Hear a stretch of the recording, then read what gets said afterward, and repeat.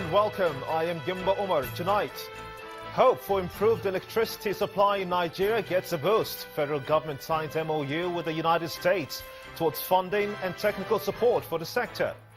Another can of worms in the petroleum industry. An AT audit report accuses NNPC of failing to remit over $3.8 billion to the Federation account in 2013. And Vice President Osinbajo pays working visit to the nation's commercial capital, reaffirms federal government's commitment to diversifying the economy. And multiple bomb attack by IS targets 2 Syrian government strongholds, killing over 70 people. On business news tonight, hundreds converge on Lusaka for African Development Bank's 42nd annual meeting. And on sports news tonight, quarter-finalists begin to emerge in the Channel's National Kids Cup. Lagos representatives Uncle Bayos crash out.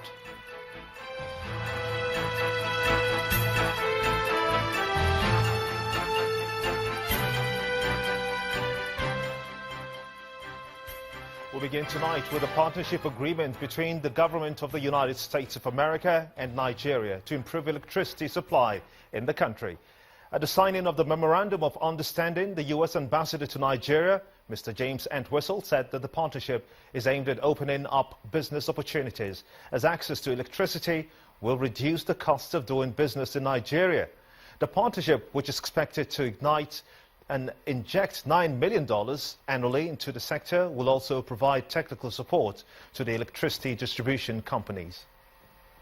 As for the issue with vandalism, representatives of electricity distribution companies, the Ministry of Power and the American government all seated to witness the signing of an agreement between the U.S. government and electricity distribution companies. The partnership is to secure a $9 million financial assistance from the U.S. government annually and improve the capacity of electricity distribution companies. The U.S. Ambassador to Nigeria says this partnership will open up business opportunities. Access to electricity will increase the number and variety of jobs available. It will lead to the creation of new markets, creating opportunities for Nigerians which help people earn more and lift themselves out of poverty. Away from the business opportunities the partnership will provide, representatives of some of the electricity distribution companies at the event asked the U.S. government to help build their capacity to distribute power and collect tariff from consumers. We all talk about finance. We all talk about so many other things, but capacity is the greatest challenge. People make things happen. We do not have the capacity, not just for the distribution, but the whole chain yet, for the change we're expecting. And for that to happen, capacity needs to be built. In one of our districts, they've put all the bids together and dumped them in our offices because you have electricity supply which is so little, which is so low. Now, they've gotten electricity for that period, but they won't pay their bids because you actually insulated them by giving them like 30 minutes, 40 minutes, and 50 minutes. We've actually supplied those services, but they would not pay us for them. If we supplied you power, you have to pay us. If we supplied you 1 hour, you have to pay us 1 hour. So these are the problems we're having, and these are huge problems, and it's still tremendous work in progress for the distribution companies. Meanwhile, the Minister of Power, Works and Housing, who is represented at the event, says the government is making efforts to relieve the sector of its overdependence on gas.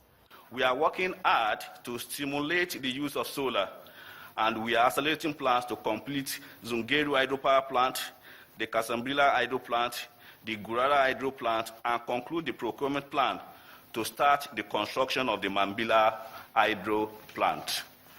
Electricity generation and distribution has dropped below 3,000 megawatts in recent times, causing lack of electricity supply in some parts of the country. Often, the Ministry of Power has blamed the sharp fall on vandals who blow up gas pipelines and other installations across the country.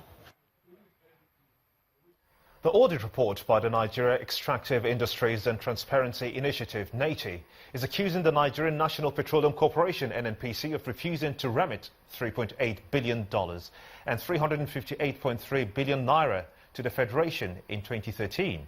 The Minister of Solid Minerals and Chairman of the NATI Board, Kayode Fayemi, said that the audit showed that total revenue flows into the Federation accounts from the oil and gas sector in 2013 was about $58.07 billion. This represents about 8% decline when compared to $62.9 billion released in 2012.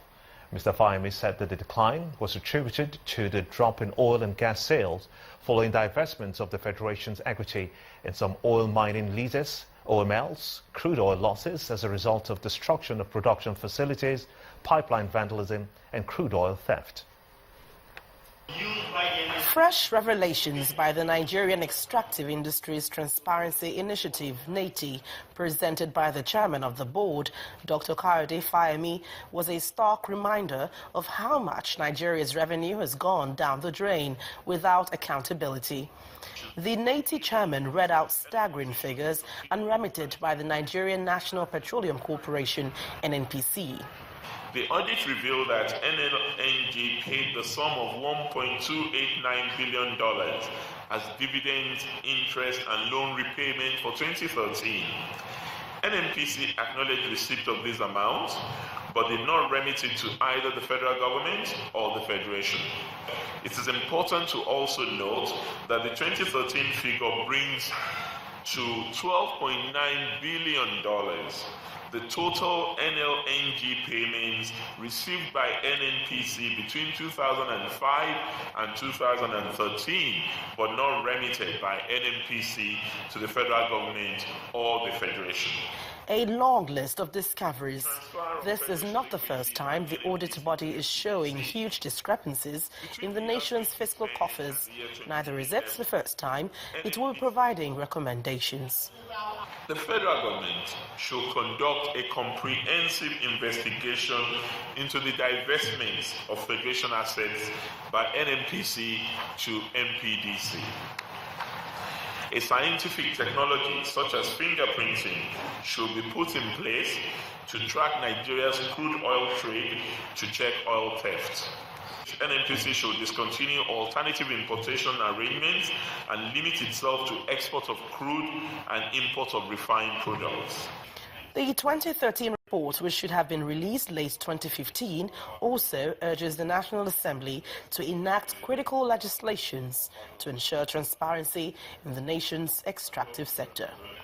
Gloria Umezuke, Channels Television News. The former Finance Minister, Dr. Ngozi Okonjo-Iweala, says that she was never served any court processes in relation to the allegations by former CBN Governor, Professor Charles Soludo, that 30 trillion naira was missing during the past administration under her watch. The suit was instituted by Socio-Economic Rights and Accountability Project, SERAP, in pursuant to the Freedom of Information Act. A statement signed by the former minister's media advisor, Paul Nwabiku, says that she has instructed her lawyers to take steps to set aside the judgment as it affects her.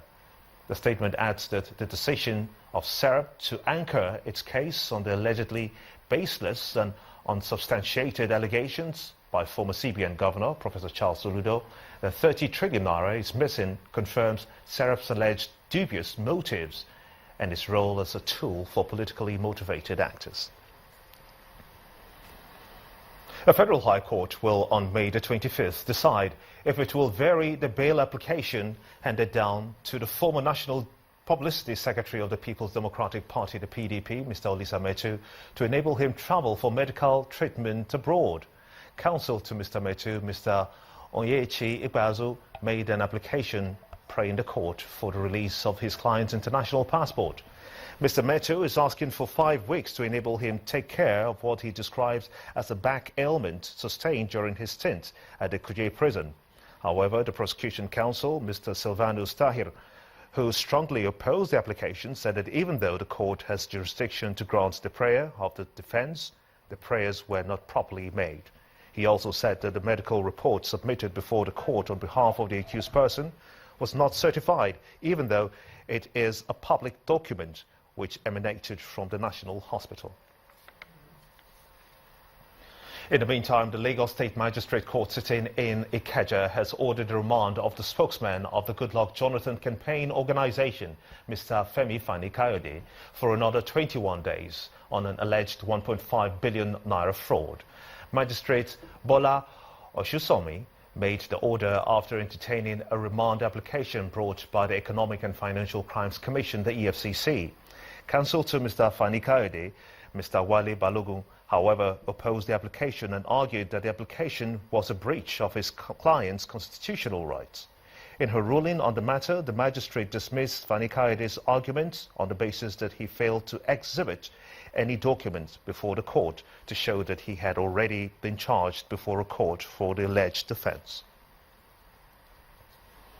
The leader of the Islamic movement in Nigeria, Ibrahim El-Zakzaky, is asking for 2 billion naira in damages for his continued detention without trial.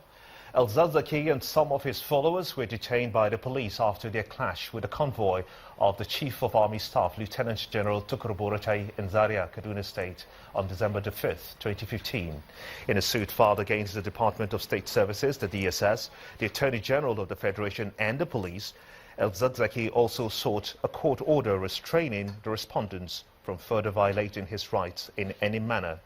When the case was called, the court registrar informed that the respondents were absent, prompting the presiding judge, Justice Gabriel Kolawole, to adjourn the matter to Tuesday, June the 14th, for mentioning.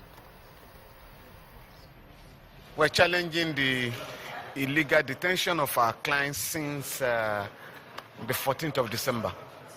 And in Kaduna, we have another application in which we are challenging the demolition of their house, the killing of their 3 children, and the brutalization of their persons.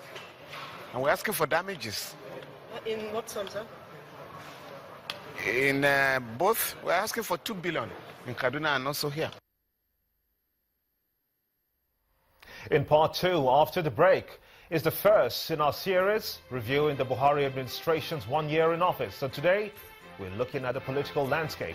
Stay with us.